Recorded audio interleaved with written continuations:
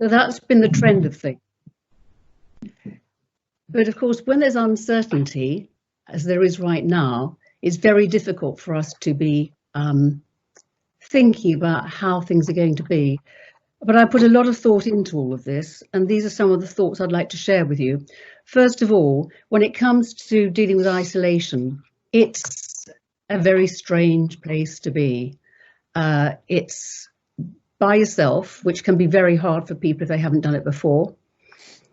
It can be very lonely, and it can be very disorientating. And the best protection against that is to be making a list of everything that you're going to be doing that day, and make sure that when you do it.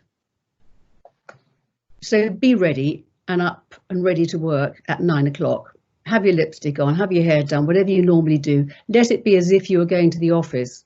It gives a kind of false sense of normality to you, but it gives some sense of normality. And that's what we're really looking to do, to trick the body into thinking that, okay, this bit's kind of normal, so I can get on with my life.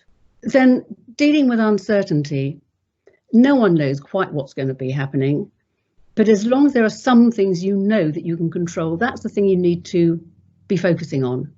So, for example, dealing with isolation, I was listening to the story of a female astronaut who, okay, she had planned isolation, but how she got by in that little capsule by herself with a couple of men.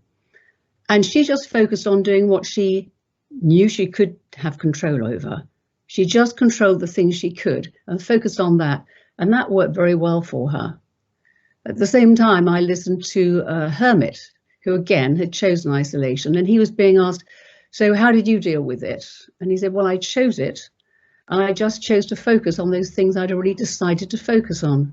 So I think focusing on your list, focusing on what it is you want to do is an absolutely vital part of staying fit, staying healthy. So that's what you can do as far as planning is concerned.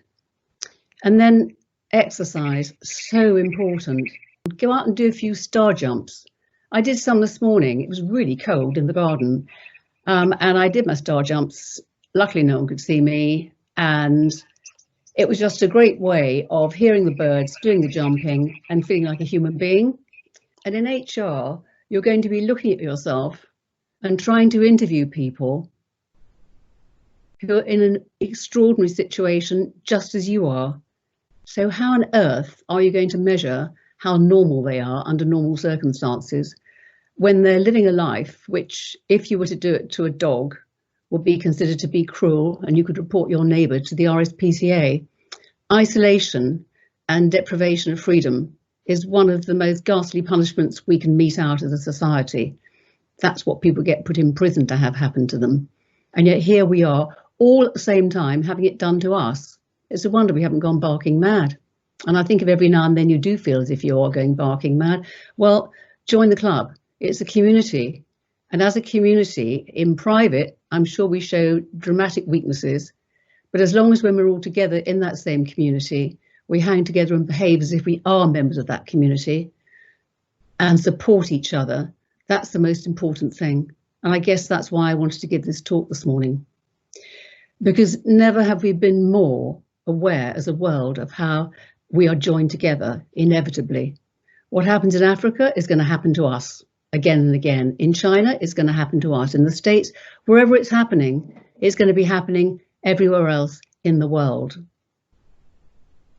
So we're absolutely blessed in having revealed to ourselves for the first time so very powerfully that we have to work together in a cooperative. That's worldwide, but also in our little group here, in the Angela Mortimer group, we have to work as a community in order to support each other, in order to survive. We have to support our clients in order to survive.